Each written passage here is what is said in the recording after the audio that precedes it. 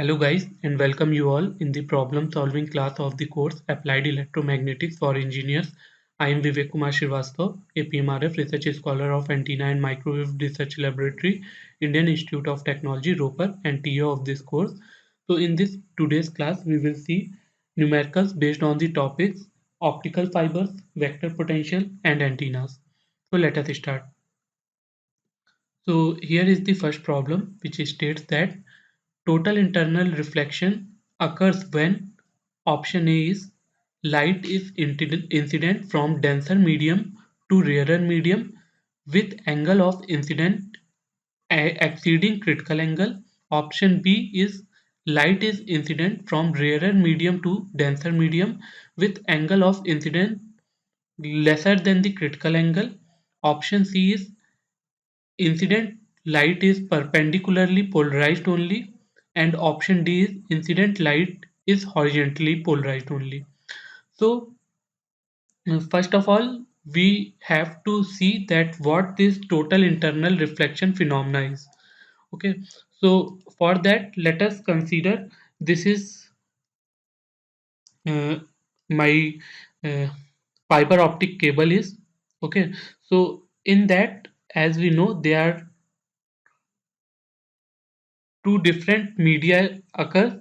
One is the core and the second one is cladding.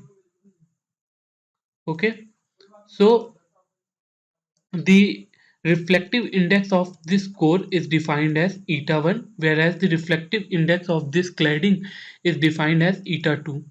Okay, so total internal reflection is occurring basically at the interface of this core and cladding, and this occurs when the incident angle that is forming by a wave that is incident on this normal to this core and cladding interface, this forms an angle which is greater than the critical angle of critical angle. Okay, so basically critical angle is defined as the minimum angle that this incident angle will form from the normal of this core and cladding interface such that all the incident wave will flow through this interface. Okay, so basically there will not be any propagation from core media to cladding media. Okay, so this phenomena is known as the total internal reflection, and once this incident angle that is theta I, okay, when theta I is greater than theta c, so all the wave that is incident will automatically reflected inside this core media, and this is how the wave will propagate inside this core media. Okay, so this phenomena is basically represents the defines the total internal reflection. So for that, first of all, the reflective index of the core media should be greater than the reflective index of the cladding media, and also the incident angle of this incident wave should also be greater than the critical angle of this incident wave. Okay, so option A is correct here. Okay, which states that light is incident from denser media to rarer media with angle of incident exceeding critical angle. Okay, so the second problem states that in a fiber optical cable, the core and cladding reflective index of a multi-mode fiber are 1.47 and 1.45 respectively. The acceptance angle is defined as. Okay, so here uh, for this fiber optic cable, let us suppose, so here is my core and here is my cladding. So reflective index corresponding to this core and cladding is given to us, which is equals to 1.47 and 1.45. Okay, so this is given to us. So now the question states that what is the value of acceptance angle. So if suppose this is the axis of this fiber optic cable, okay, so the angle that the incident wave is forming, okay, from this axis of this fiber optic cable, such that the wave when propagate inside this core and inside this core media, so the angle that is forming is equals to the critical angle. Okay, so this represents the this is known as the basically the numerical aperture.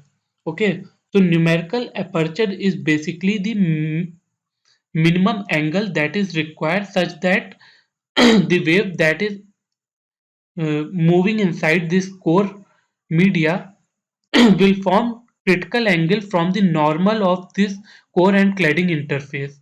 Okay, so this is defined as the numerical aperture. Okay, so once you know the value of numerical aperture, the calculated value of acceptance angle is defined as twice of numerical aperture. Okay, so twice of numerical aperture means it is the total aperture within which once the wave is incident, okay, so it will travel inside this core media only, means total internal reflection takes place. So this is known as the acceptance angle. So now once you know that what is basically acceptance angle signifies, so for calculating this acceptance angle, we have to first know that what is basically the numerical aperture is. So for calculating the value of numerical aperture, we will use this formula that numerical aperture is equals to eta 1 square minus eta 2 square. Okay, so we have seen that this formula has already been derived in the course. Okay, so by using this formula we will calculate the value of numerical aperture. So eta 1 value has already been given in the problem, which is equals to 1.47, and eta 2 value is given as 1.45. so once you calculate, you will find out the value of numerical aperture. So now the acceptance angle is calculated as twice of sine inverse of numerical aperture. Okay, because this is an angle. Okay, whereas once you calculate, this is a value, so corresponding to this value, what will be the value of numerical aperture, what will be the angle of numerical aperture that you have to calculate, and you have to take twice of this angle so as to find the total acceptance angle. So I hope this problem is clear to you. So let us now move ahead. So the third problem states that in a previous question, the relative index difference delta is. So for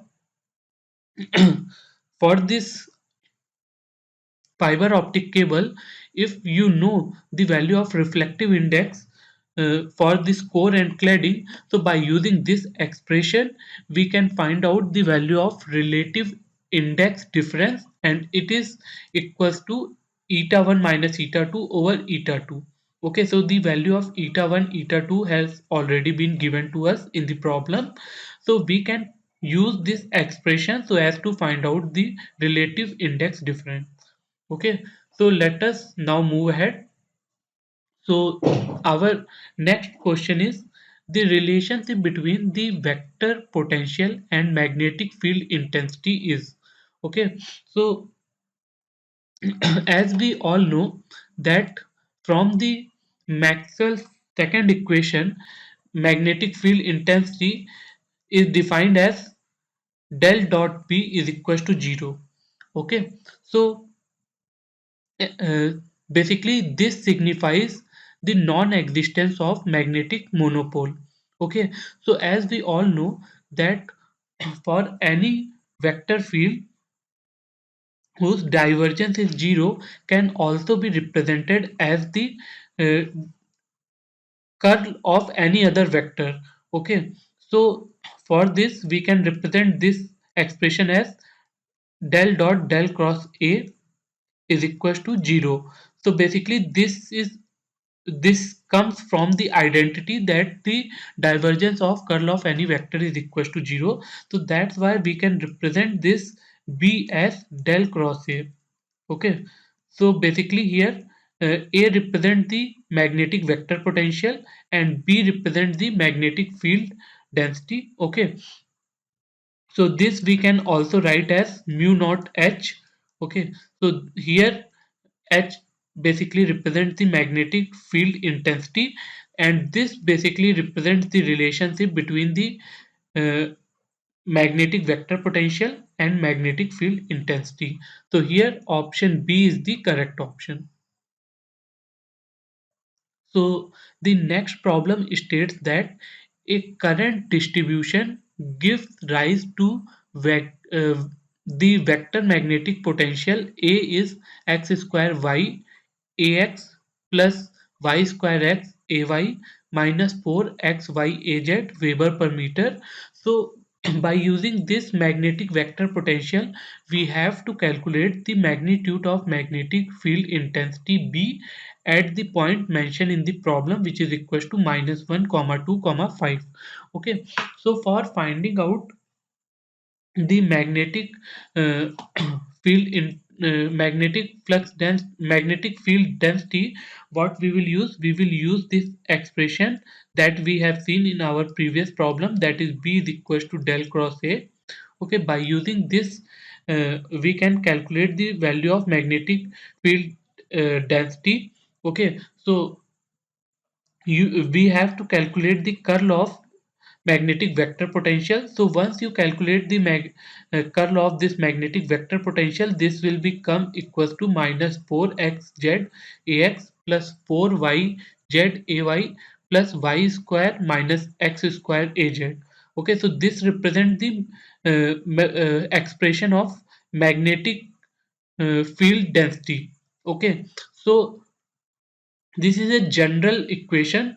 So now we have to find the magnetic field density at this point, which is given to us in the problem, where x is equal to minus 1, y is equal to 2, and z is equal to 5. So now we will plug this value of x, y, z in this expression. So the calculated value of magnetic field density at this point is equal to 20ax plus 40ay plus 3az. Okay, so once you know the magnetic field density at this point, so the calculated value of magnitude of B at this point you can calculate as root over bx square plus by square plus bz square. Okay, so here the bx value is equal to 20, means 20 square plus 40 square plus 3 square. So once you calculate this, the calculated value of magnitude of magnetic field density is equal to 44.12 Weber per meter square. So our next problem is a a quarter wave monopole antenna operating in air at a frequency of 1 megahertz must have an overall length of. Okay, so here basically we have to calculate the physical length of this monopole antenna. Okay, so basically here uh, as it is given in the problem that it is a quarter wave monopole antenna, it means that the physical length is equal to lambda by 4. Okay, so if we are able to calculate the value of lambda, then we can calculate the length of physical length of this monopole antenna. Okay, so lambda we can calculate as c by f. Okay, and c here will be 3 into 10 raised to the power 8, and frequency is given as 1 into 10 raised to the power 6. Okay, so this you can calculate, and the calculated value of lambda will be equal to 300 meter. So now the length of this monopole antenna is lambda by 4, and this will be equal to 75 meter. Okay, so now the next problem is an electric field strength of 10 microvolt per meter is to be measured at an observation point theta is equal to pi by 2, and uh, radius is also given to us, that is 500 kilometer, from half wave dipole antenna operating in air at a frequency of 50 megahertz. So we have to calculate the value of average power radiated by the antenna. Okay, so see, the various information that constitute in this problem is, first of all, it is given that it's a half wave resonant dipole antenna. Okay, so this problem is given to us. So corresponding to this half wave dipole antenna, the expression of electric field we have seen in this course. Okay, so it is already derived in the course previously, and this is equals to eta naught I naught cos of pi by 2 cos theta over 2 pi r sin theta. Okay, so at the observation point, that is theta is equals to pi by 2 given to us. So theta is equals to pi by 2 radian, that is given to us. The value of r is also given to us, which is equals to 500 kilometer. Basically, if suppose this is the half wavelength dipole antenna, so corresponding to this half wavelength dipole antenna at this point, which is 500 kilometer away from this dipole antenna, the electric field is given to us, and this is equals to 10 microvolt per meter. So by using this expression, first of all we have to calculate that how much current is flowing through this dipole antenna. Okay, so once we know that, if suppose I naught current is flowing through this dipole antenna, so by using this expression, that is radiated power is equal to half I naught square into R radiation. So by using this expression, we can easily find out the value of radiated power. Okay, so for that, what I am doing, the in general expression from this half wavelength dipole antenna uh, uh, I am using. Okay, so in the course it has been derived that corresponding to this half wavelength dipole antenna, the electric field is defined by using this expression. Okay, so here the observation point, that is uh, theta, okay, is equals to pi by 2, and r value is also given to us, that is 500 into 10 raised to the power 3 meters. Okay, this is given to us. At the observation point, the value of electric field strength is also given to us, which is equals to 10 microvolt per meter. Okay, so we will plug these values here. So here E theta is equals to 10 microvolt per meter, eta naught is equals to 377 ohm. Okay, basically this represents the intrinsic impedance of the air media, because here wave is operating in air media only. Okay, and theta value is also given to us, r value is also given to us. So by using, we can calculate the value of I naught, that is current flowing through this half wavelength dipole antenna, and once you plug these values in this expression, the calculated value of I naught will be equal to 33.33 milliampere. Okay, so in general, the calculated value of input impedance, okay, along this uh, input terminal of this half wavelength dipole antenna is defined as 73 plus j 43 42.5 ohm. Okay, so the real part of this corresponds to the radiation resistance. Okay, so our radiation will be equals to 73 ohm. Okay, so we will plug this value of R resistance here. I naught we have already calculated, which is equals to 83.33 milliampere. Okay, so once we plug this value of I naught and R radiation, the calculated value of radiation power will be equals to 253.5 milliwatt. Okay, so I hope this problem is clear to you. So let us move ahead. So this problem is somehow connected to our previous problem. So this problem states that in the previous question, if a transmission line with Z naught of 75 ohm is connected to the antenna, the standing wave ratio is. So basically this problem states that if suppose this is the transmission line. Okay, and this transmission line is terminated by the half wavelength dipole antenna, which we have seen in our previous problem. Okay, so the characteristic impedance of this transmission line is equals to 75 ohm, that is given in the problem. Okay, so by using this we have to calculate the SWR, that is standing wave ratio of this transmission line. Okay, so how much input power is reflected back. Okay, so this we have to calculate. For that we have to calculate SWR. Okay, so SWR in general is defined as 1 plus mod of gamma over 1 minus mod of gamma. Okay, so gamma basically represent here the reflection coefficient. Okay, so for calculation of this reflection coefficient we use this expression, that is ZL minus Z naught over ZL plus Z naught, where Z naught is the characteristic impedance of this transmission line. Okay, whereas the ZL is the impedance that is loaded at, at the at the terminal of this transmission line. So here this represents the ZL, and this we have already known that for half wave length dipole it is given as 73 plus J 42.5 ohm. Okay, so this is has been given to us.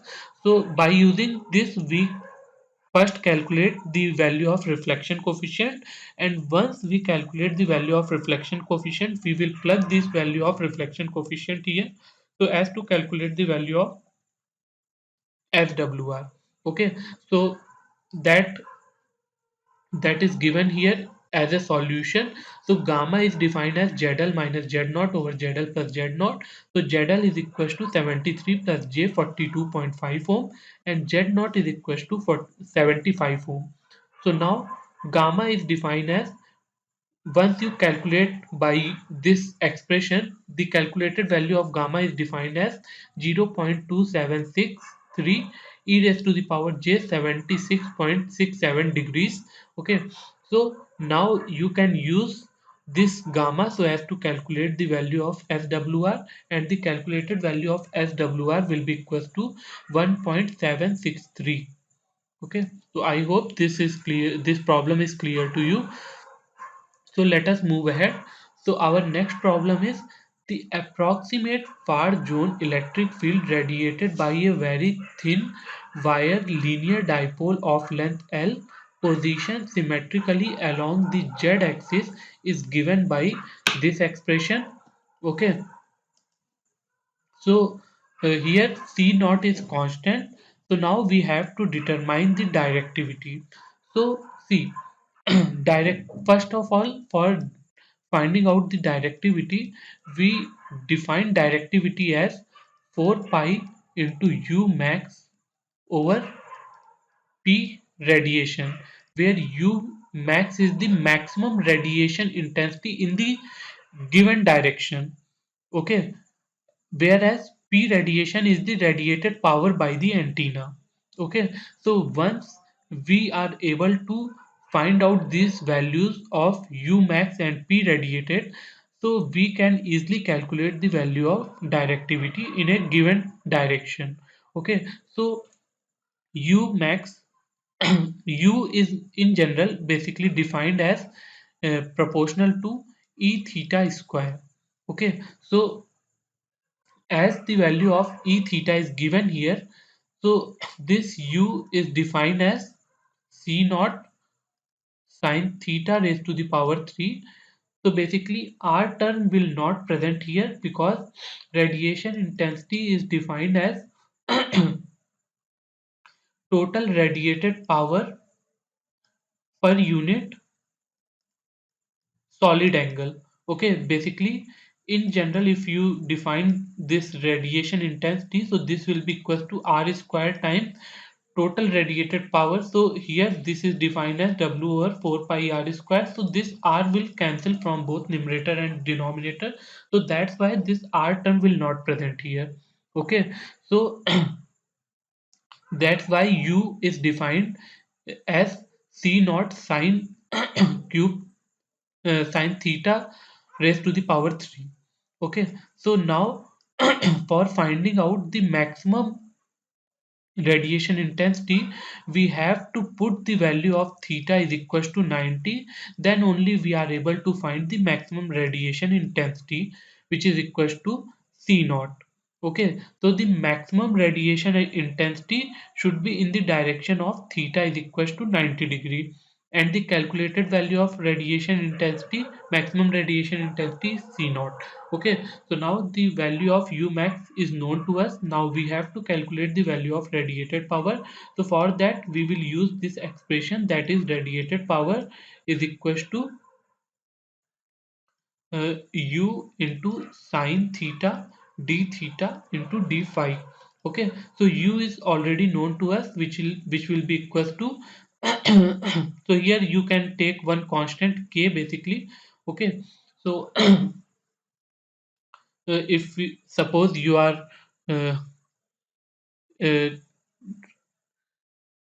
so basically if suppose you are eliminating this proportionality, so this you can use a constant which will be equal to k into c naught sine raised to the power 3 theta. So this you can use here, that is theta from 0 degree to pi, or say 0 to pi, and phi from 0 to 2 pi. Okay, and you can plug this value of u here. It will be equals to k c naught sine theta raised to the power 4 d theta d phi.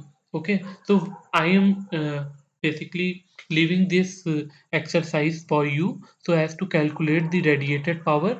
Okay, so once you calculate this integral, the calculated value of radiated power will be equals to 3 pi square by 4 c naught. Okay, so into k, if you are taking k here as a proportionality constant, so now, so the calculated value of directivity will be equals to 4 pi k into c naught over 3 pi square by 4 k into c naught. So this c naught into k will cancel each other from both numerator and denominator, and once you calculate, the calculated value of directivity will be equal to 1.69765. Okay, so this is the absolute value, and if you want to express this directivity in dB, so you have to basically take this 20 log directivity to the base 10. So the calculated value of directivity will come equal to 2.298. So I hope this problem will be clear to you. So let us now move ahead and see the last problem of this class. So the problem is, the transmitting and receiving antennas are operating at 1 gigahertz with a gain of 20 and 15 dB respectively, are separated by a distance of 1 kilometer. So now we have to find out the maximum power delivered, find the maximum power delivered to the load when the input power is 150 watt. And also, as in the question it is given that the antennas are polarization matched. Okay, so let us see that what this problem want to state. So if this question states that, if suppose uh, here is my transmitter antenna and here is my receiver antenna. Okay, so this transmitter and receiver antenna are separated by a distance of 1 kilometer. Okay, the gain of this transmitter and receiver antenna is also given in the question, which is equal to 20 dB and 15 dB for transmitter and receiver respectively. Okay, the power that is transmitted by this transmitter antenna is 150 watt. Okay, and the working frequency of this transmitter is 1 gigahertz. So this information is given to us. So by using this information we have to find out that how much power that has been delivered to the load. That means that how much power that is received by this antenna, because for a lossless case, the power that has been received by this receiver antenna is basically delivered to the load. Okay, so basically for finding out the power that has been received by this receiver antenna, we will use this Friis equation formula. Okay, so this Friis equation formula states that the power received by the receiver antenna is defined as lambda over 4 pi r square into gt gr pt into polarization loss factor. Okay, so see, lambda is the operating wavelength which we can find by using this lambda is equals to c by f. Okay, so this we have calculated here, and the calculated value of lambda is 0.3 meters. Okay, the value of r, that the separation between these two antennas, has already been given in the problem, and this is equals to 1 kilometer. So in meter this will be equals to 10 raised to the power 3 meter. Okay, transmitted power is also given in the question, and it is equals to 150 watt. Gt is the gain, the absolute value of the transmitter gain, and gr is the absolute value of the receiver gain, but here in the problem it is given in the dB. So we have to first convert this dB value into absolute value. So I am using this expression, that is 20, sorry, for power, this will be equals to, yeah, this will be equals to 10 log G to the base 10 is equals to 20 for transmitter gain. So once you calculate the calculated value of transmitter gain will be equals to 10 raised to the power 2, that means 100. Okay, similarly we can calculate the value of receiver gain. So once you calculate this will be equals to 31.623. Okay, so this basically represent the absolute value of transmitter and receiver gain. Okay, so the remaining quantity is polarization loss factor. So polarization loss factor basically represent whether these transmitter and receiver antennas are aligned in the same direction or not. So basically here in the problem as well, it has been defined that assume that the antennas are polarization matched. It means there will be no polarization loss occurs. Okay, it means that polarization loss factor will be equals to 1 here. And if suppose the two antennas, that is transmitter and receiver antennas, polarization are not perfectly aligned. Okay, so in that case polarization loss factor can also be 0, but here in the problem has been given that polarization loss will not take place just because both the transmitter and receiver antennas are polarization matched. So that's why we will use this polarization loss factor is equal to 1.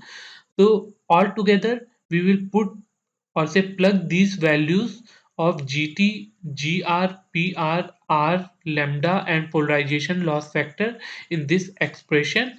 So once we plug these values and calculate for PR, the calculated value of PR will be equal to 270.344 microwatt.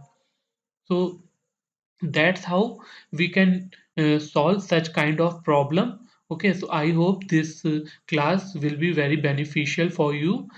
So thank you all.